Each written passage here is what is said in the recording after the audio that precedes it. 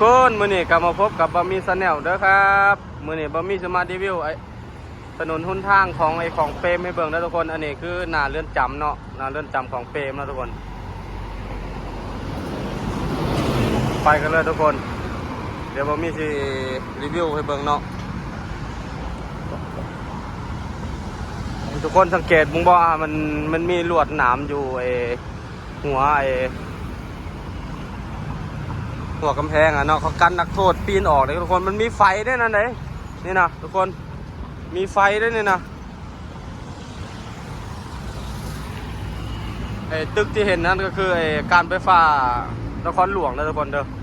ตึกอันนั้นเนาะอันนี้คือเสาไฟได้ทุกคนเบิ่งน็อตทุกคนลายแห้ง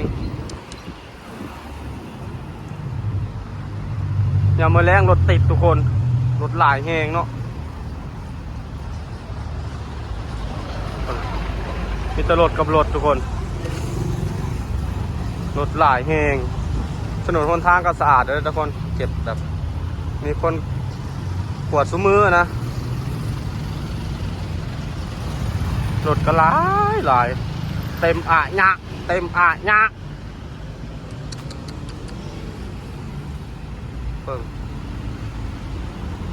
นี่เด้อทุกคนข้างในนี่คือนั่นเด้อคุกทุกคนคุกอ๋อเบิ่งรถทุกคนสมุดแตกกันยาวเลยอันนี้คือถนนมุ่งหน้าไปแค่ลายทุกคนเดมองเมื่อวานเนาะหรือตรงไปกับพงเพชรทุกคน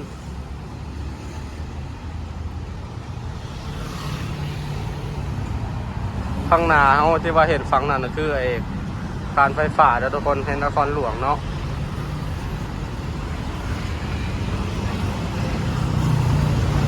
ข้างหน้าเขาปลาทอนแล้วปลาทอนฟังโขง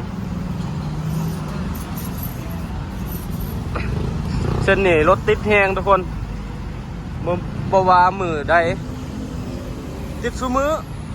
จันทร์ถึงอาทิตย์พุ่นแหละทุกคนติดซุมือเส้นนี้เรามองเบิ่งรถทุกคนหลายแห้งทุกคนหลาย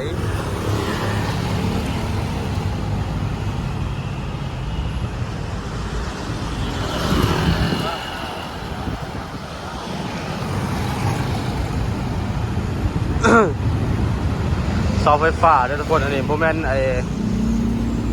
เสาปูนได้ทุกคนเสาเหล็กได้นี่ไดเนี่ยเบิ่งน็อตแต่ละตัวทุกคนใหญ่แห้งตอนนี้ก็เวลาบ่มีแดดทุกคนตอนนี้ประมาณ4 โมงเลยแหละรถกำลังติดเลยเส้นนี้เนาะโอ้เป็นล้านคันพุ่นแหละแตกยัวว่าซั่น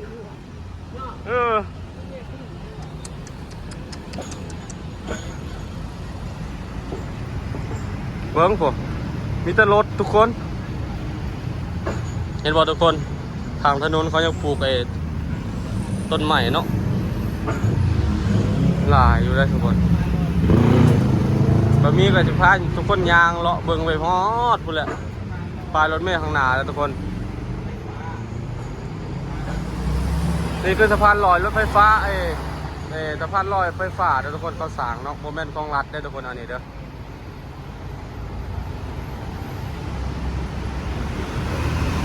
นี่เนาะทุกคนเนาะไปถ่ายเบิ่งเนาะนี่เนาะอันนี้คือตึกโรงไฟฟ้าของบริษัทนครหลวงนะทุกคนหลายนี่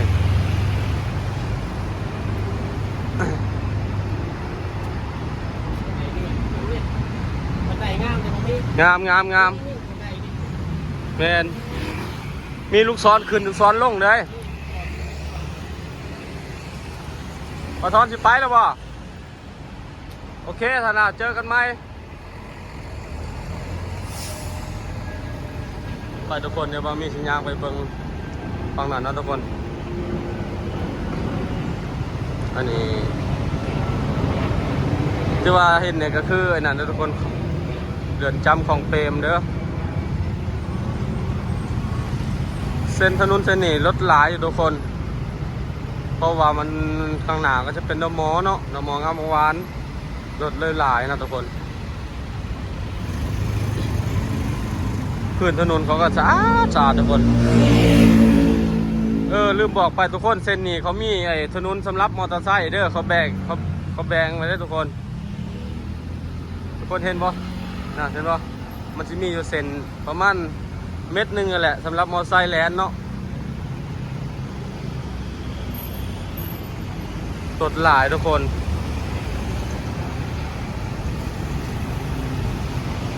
รถหลายแห้งเส้นเนี่ยตอนนี้ก็ได้มาถ่ายทุกคนเบิ้งนี่แหละฝ่ายรถเมย์ทุกคนมองนี่บ่มีคนจ้าคนเลยทุกคนรถเมย์ก็หลายนะอันนี้นะทุกคนเนาะอันนี้คือฝ่ายรถเมย์นะทุกคน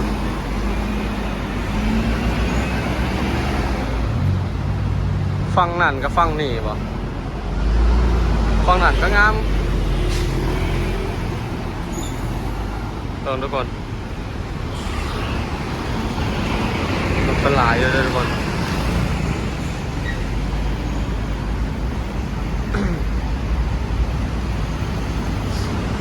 เห็นว่าทุกคนอันนี้คือมุ่งหน้าไปดะมองามวานนะทุกคนถนนเส้นนี้เด้อต้นไม่ดูเด้อทุกคนทางเต็ม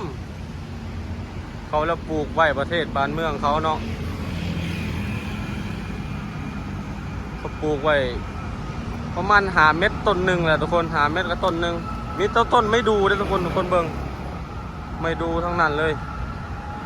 หลาย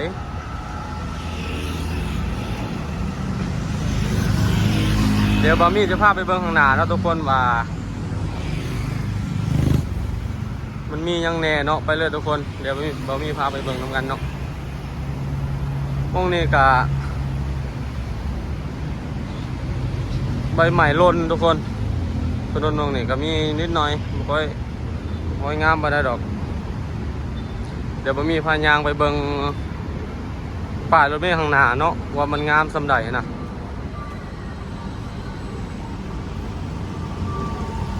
เห็นว่าทุกคนนี่เห็นว่าไอ้ถนนมอเตอร์ไซค์เขาสร้างไว้ให้สำหรับมอเตอร์ไซค์โดยเฉพาะเนาะ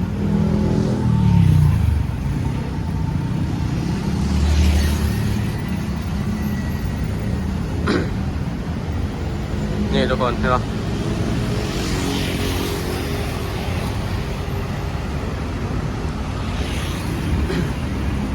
นี่ก็ทางเขาเด้อทุกคนเด้อทุกคนสังเกตในบอลนี่ที่มันมีลวดหนามอ่ะเขากันนักโทษออกจากคุกเลยทุกคนกันแบบนักโทษลุดหรือจังใดนี่แหละนาซิแมนอะไรทุกคนกันหมูหมาเขาก็ได้เห็นว่าข้างล่างนี่เนาะทุกคนเนาะ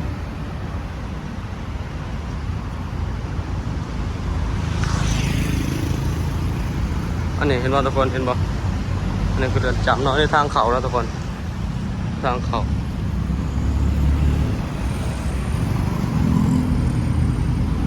คนเขาข้างในบ่ได้ทุกคนเดี๋ยวว่ามีจะพาไปเบิ่งฝั่งนั้นนะทุกคนเนาะแต่ว่ารถมันหลายอีหลีทุกคนนี่นะทุกคนบ้านเขามีไปรษณีย์ข้างทางเลยทุกคนป้าทุกคนมองในถนนสะอาดแห้งทุกคนเบิ่ง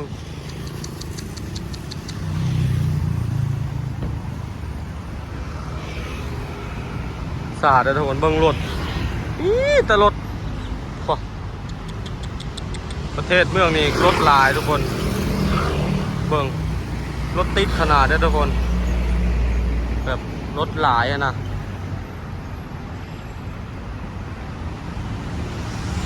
ข้างทางก็มีแต่ต้นไม่ดูทุกคน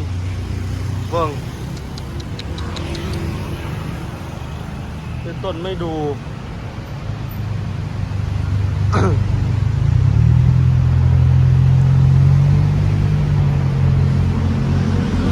เอาละครับวันนี้ก็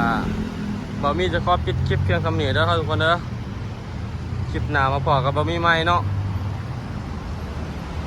อันนี้คือฝ่ายรถเมล์ทุกคน ป้ายรถเมล์ของเฟรมเนาะทุกคนสังเกตบ่ป้ายรถเมล์ของรัฐเขาจะมีตัวอีแบบนี้เนาะนั่นเนาะจะมีตัวอีแบบนี้นี่แบบนี้แบบนี้บายบาย